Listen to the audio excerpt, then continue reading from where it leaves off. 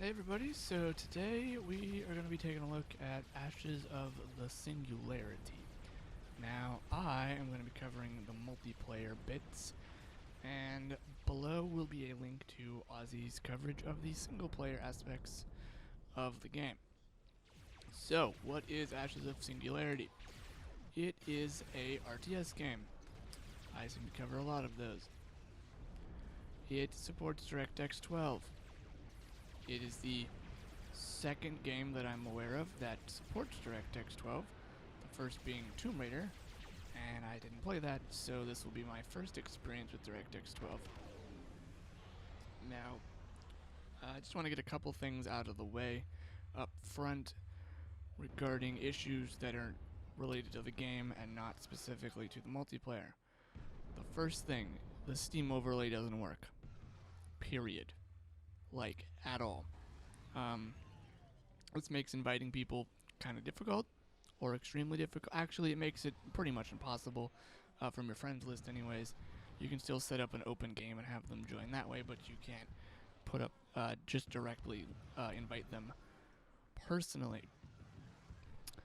This is with a week. It's been a week since the game has come out, and it's been this way since day one. I don't know if there's a patch coming to fix it or if we're just supposed to deal with it. Anyways, that is the first problem, not multiplayer related. The second problem is possibly a problem. It's regarding GPU usage. Specifically, I've got a 980 Ti classified, and it's not overclocked, so it's a stock clock on that. And it uses 98 to 99% of my GPU. Now, normally I would be excited that a game wants to use my GPU to the full extent possible. However, it always runs at 99 to 98%, effectively maxing out the GPU. And you say, well, that's fine, whatever. Well, when you turn VSync on, nothing changes. So you max out the game, get like 100 something frames per second with no VSync on. Clearly, plenty of frames to play with. And then you go and turn VSync on, and you restart the game, and now you're capped at 60, except the graphics card is still working just as hard. And from my experiences, this is not normal, and putting VSync on usually cuts down on the amount of GPU usage, giving yourself some overhead, and this allows you to give your GPU a rest. So that part I'm a little confused on. I haven't done a whole lot of research on why that might be the case. As far as visual fidelity in regards to DirectX 12 and using that much of the video card in its entirety, I'm still a bit undecided on if it's necessary. There's a lot of units on the battlefield at once. The animations for firing weapons is abundant. There are a lot of weapon fire animations. Death animations seem to be where they're cutting corners in regards to cleaning up the amount of on-screen activity. Usually when a unit dies, there's a little explosion, and then the unit more or less just fades away. There's not like it crumbling to the ground in pieces or anything which would seem to require a lot of resources to animate units exploding. So, again, just my experience personally with it. It's kind of off-putting in regards to running it for a long period of time. I'm a little bit more conservative about my hardware, so I don't like to max out things for hours at a time. And I guess that is those two things that I would like to bring up before we get into the multiplayer. So, I played some multiplayer games. There's two ranked games behind me playing in the background here, so we can take a look at what goes on. Now, They were 2 ranked, so there's an auto match involved in the game. It seems to work rather well as far as wait times. The first wait time took a little bit after I think I got my ELO adjusted after the first game. The second and third game took 3 minutes or so. Not a whole lot of time. It took a little less time than I was expecting after the first one. And then the load times into the game are almost borderline instant. There is definitely not a lot of load times as far as into the game from the auto match screen. There is a bit of load when you start up the game initially, so it looks like it loads up everything up front and then goes from there. Alright, so we're 9 minutes into this game, and we are supposed to be capturing the main points in the middle of the map. This map has 4. The Turnium points, they, once you capture the whole, fill up the bar meter, you win the game. This is for ranked games. In non-ranked, you can turn that off. For this game, I end up capturing one early and expect the enemy to capture the one on the other on his side, and that doesn't end up materializing or happening. So this is a lot like Supreme Commander. The map is sort of large. It's a very odd size because you build a lot of units, but the maps aren't overly big. Always felt in Supreme Commander that the maps were bigger than they needed to be just for the sake of scale. But maybe I always played that game incorrectly and it was fine. Anyways, you're going to be capturing metal, radioactives, and the logistics. And you unfortunately have to build an extractor for the logistics, which is how you upgrade your population cap. And if you're not paying attention like I was and forgot to build one, then you limit your population, and being this is a game of numbers and not necessarily strategy outright, it is always better to have more units, it appears, than the enemy, even if your units are weaker, as with most giant RTS games. At least that's my overall experience. I understand you can counter things, but if you have a combination of the different types of units, then you are usually pretty well off because you can counter what they've got and you have more of it than they do. So your metal and radioactives seem to work like Supreme Commander. I think 2 and 1 ended up being the same at the end of the day when they updated the way the resources worked. You gather resources by building mining devices inside of these little holes, as you can see. And then you, the round ones are for the metal, and the triangular ones are the radioactives. The triangle ones also are the minimap. On the minimap as triangles, as radioactives, or radioactives or triangles on the minimap. So, radioactives are your secondary. They allow you to build bigger, better units. Metal is basic. And the map seems to work similar to Company of Heroes in the sense that the resources are connected. Now, as far as I understand, you can build a extractor device on the place without it being captured,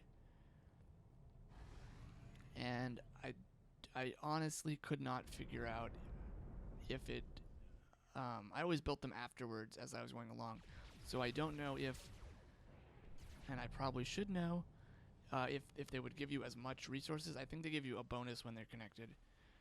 I never had an instance where I had one built and I could find out. And due to the fact that I was covering the multiplayer section, I was learning by doing. I played a bit of the tutorial to get the basics, and even that I more or less just jumped straight into the multiplayer. So anyways, so so the territory is connected, and I sort of like this, and I sort of don't like this. As far as you know where the enemy is, because you can see how far they've extended, but they can see where you are, so it's trade-off. But I feel like there's always there's an element of strategy as far as like where you go on a map, and this is alleviated in the sense that there's no fog of war for where they are. Like, while I don't know if there are units over on the left-hand side, I know that he has captured it. I also have a scan ability that lets me see, but I feel like you shouldn't be able to, I guess, know. I mean, if you go over there and you see, oh look, he's captured this particular node, then alright. But I don't know that you should be given that information from the minimap. As you can see, I find out that he does have units over there and start bombing them. So that went as well as you would think. So there's engineers, and there's also 3 different resources. There's 4 different production buildings. There's 6 different defenses, ranging from air defense, ground defense, and a combination of those and like railguns for defending. And then there are the super buildings, which are all the way on the right. Now, one thing this game has that I think is a little odd is each of the neutral nodes have AI bots on them. And these bots spawn at the 1-minute mark, and I've learned that the goal is to go capture those nodes before the 1-minute mark, because then you can grab stuff without having to fight. And that makes it's dynamic. It changes stuff. I don't like it, to be fair. I don't think it adds a whole lot. I was told it's supposed to stop you from rushing. It can. It seemed to slow me down a lot, which I felt was a frustrating aspect, because I didn't feel like it was a fair fight. I felt like I was spending more time fighting the little AI guys defending the nodes than I was fighting the enemy. And at that point, is it a PvP game or a PvE game, or a combination of both? So I know in custom games you can turn that off. Really wish it was turned off in ranked games, but what are you gonna do about it? So I guess the moral of that story is to capture things with your engineer thing before you get a chance, before they get a chance to spawn. In the second game, you can see how I clearly run into this problem. I don't make enough guys to take the node that makes radioactives, and I end up just stalling out because I can't build anything. Your base also has defenses, which I thought was helpful. Didn't have to worry about, at least straight up, that the enemy could just fly over and, you know, mess up your stuff before you get a chance to do anything, because at least you have some sort of defense. There's 2 factions. Forgot to mention this up front. I get why. At the end of the day, I understand that it is harder to balance more factions. On the same token, I like diversity in my RTS games. I like when factions play differently than other factions. Grey Goo had that Grey Goo faction, and I believe the Grey Goo game gets a 4th faction, but I haven't been keeping track of that. So anyways, more factions, I always say, the better. Give the player more diversity in their playstyle based on factions. Plus, you know, who doesn't want to see, you know, 3 different railguns, or just different models. It's always fun, especially in the sci-fi genre, where nothing is predefined. You can make up whatever you want if you so please.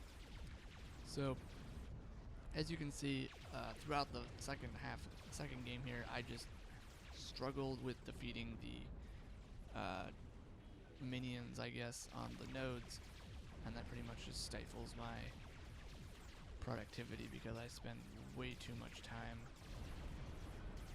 trying to fight them so that I can build the extractors, so that I can get the resources, so that I can fight the enemy. Now, I haven't had enough time to really get into the balance aspect of the game, and I don't really want to comment on it, other than with the faction thing I just mentioned.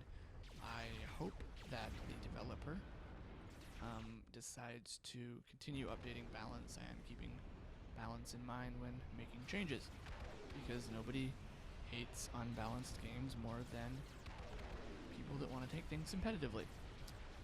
I also don't necessarily like unbalanced games.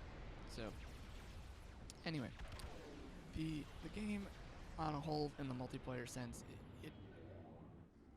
it adds a little bit of variety with the nodes and the connectivity of the resources and the AI minions, I guess I will call them. But at the end of the day, it's still very similar.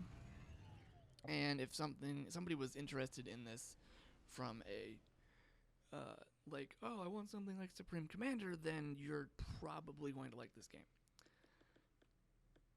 If you were like me and wanting something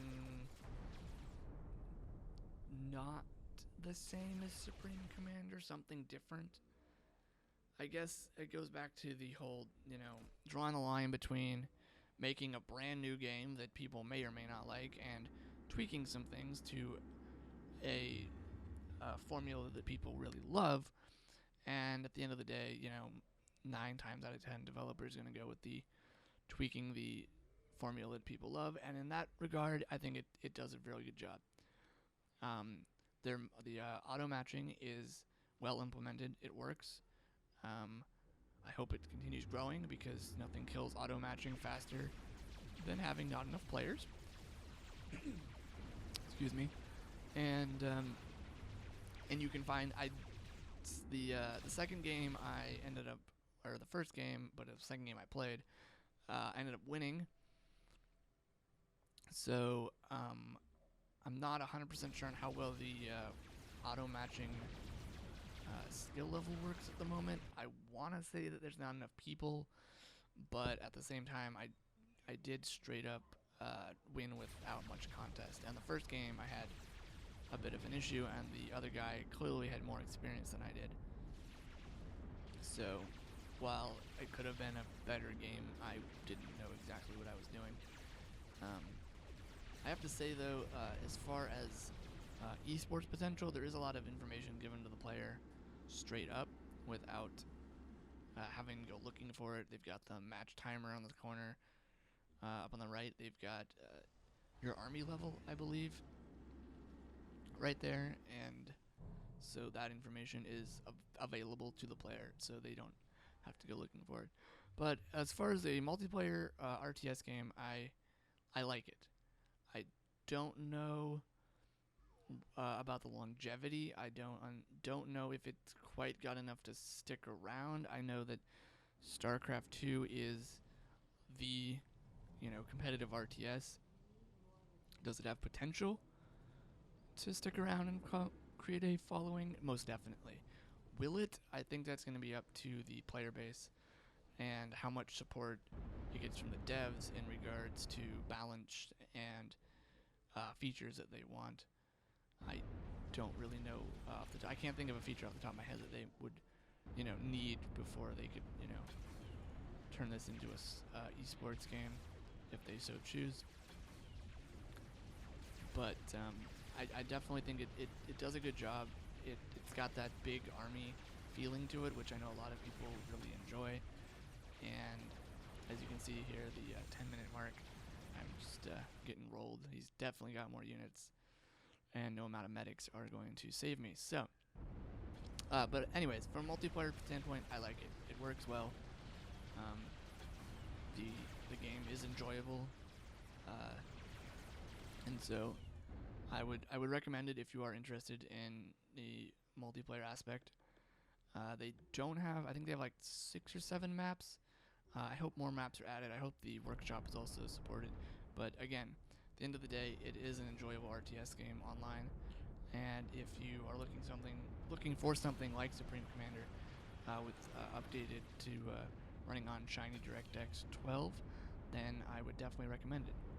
Anyway, this has been a look at Ashes of Singularity multiplayer, and thanks, and don't forget to check out the single player portion below with the link in the description. Thanks, bye.